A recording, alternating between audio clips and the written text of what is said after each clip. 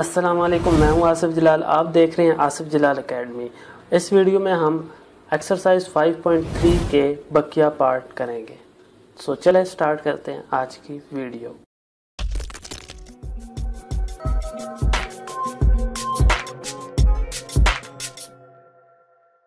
अभी हम question number 5 करेंगे एक्सरसाइज 5.3 का।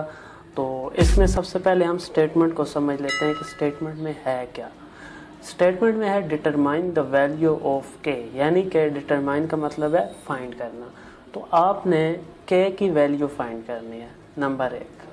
आगे आपको बोला क्या गया है, अगर मतलब if P x and Q x leaves the same remainder when divided by x minus 3।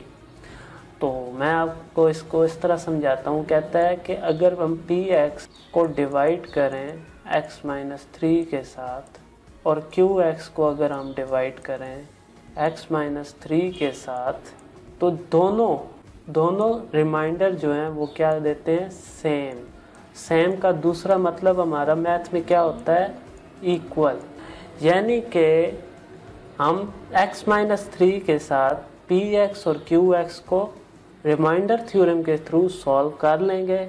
फिर हम दोनों के जो रिमाइंडर आएंगे, सॉल्व करने के बाद दोनों के रिमाइंडर आएंगे, उनको हम क्या कर देंगे, इक्वल रख देंगे। यानी पी एक्स का रिमाइंडर, क्यू एक्स का रिमाइंडर, बीच में इक्वल का साइन।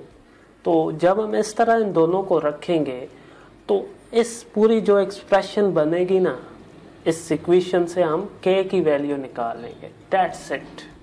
अगर आपको मेरी ये बात समझ आ गई तो ये क्वेश्चन बहुत आसान हो जाएगा। अगर नहीं आई तो पीछे जाएं, अगेन दोबारा सुने, फिर नहीं आए फिर दोबारा सुने, इंशाल्लाह आपको समझ ज़रूर आएगी। और फिर भी नहीं आए कमेंट्स में बता देना, हेल्प कर दूंगा आपकी। तो चलें अब हम इसको सॉल्व करते हैं। वही स्टेप लेने हैं। पहले x माइनस 3 को इक्वल टू 0 रखना है, x की वैल्यू निकालनी है जो कि 3 आएगी, उसको पी एक्स में भी डालना है और क्यू एक्स में भी डालना है, दोनों के आंसर निकालने हैं। तो चलें मैं इसको पुट करता हूँ इक्वल टू 0।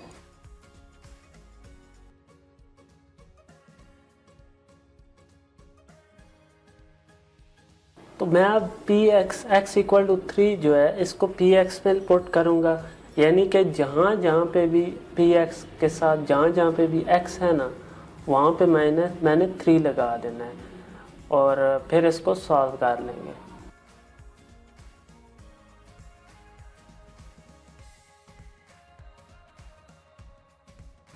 तो अब मैंने इसको सॉल्व करना है। तो 3 की पावर 3 जो होता है वो होता है 27, और बाकी जितने भी है ना, इस पूरे पार्ट को आप कैलकुलेटर पे लिख के वैल्यू निकाल लें और उस वैल्यू को आपने प्लस के बाद लिख देना है।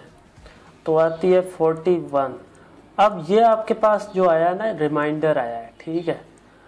तो उस बार मैं बताना आपको भूल गया था कि जब भी हम रिमाइंडर थ्योरम के थ्रू किसी क्वेश्चन को सॉल्व करते हैं तो जो एंड में आंसर आता है, क्योंकि इसके नाम से ही ज़ाहिर है रिमाइंडर थ्योरम, यानी कि जब हम रिमाइंडर थ्योरम को यूज़ करते हैं तो ये हमें रिमाइंडर देता है, ठीक है।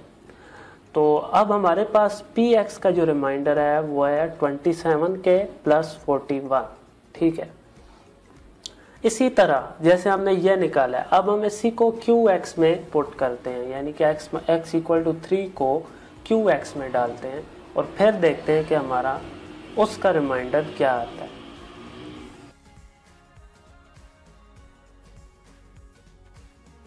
अब क्यू एक्स के अंदर जहाँ पे भी x है वहाँ आपने क्या करना है, x की वैल्यू यानी कि 3 लगा देना।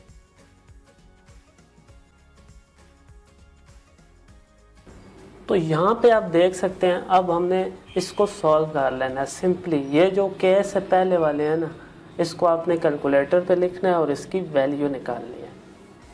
अब देखें हमारे पास पी एक्स का भी रिमाइंडर आ गया है, क्यू एक्स का भी रिमाइंडर आ गया है।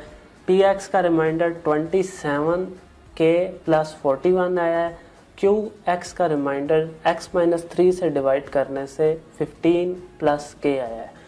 दोनों के रिमाइंडर आ गए। अब आपने जो क्वेश्चन में हमें बोला गया है कि दोनों का रिमाइंडर सेम है, तो हमने क्या करना होगा, दोनों के रिमाइंडर को आपस में इक्वल रखना होगा और वहाँ से हमने के की वैल्यू निकाल लेनी है। अब दोनों को इक्वल रखने जा रहे हैं, तो हम ये क्यों रखने जा रहे हैं, क्योंकि हमें क्वेश्चन में बोला गया है। तो इस पे स्टेटमेंट क्या बनेगी, according to condition, according to statement, ये इन दोनों में से आप कुछ भी यूज़ कर सकते हैं। तो मैंने लिखा है अकॉर्डिंग टू गिवन कंडीशन, तो मैं इन दोनों के रिमाइंडर को इक्वल रख लेता हूँ।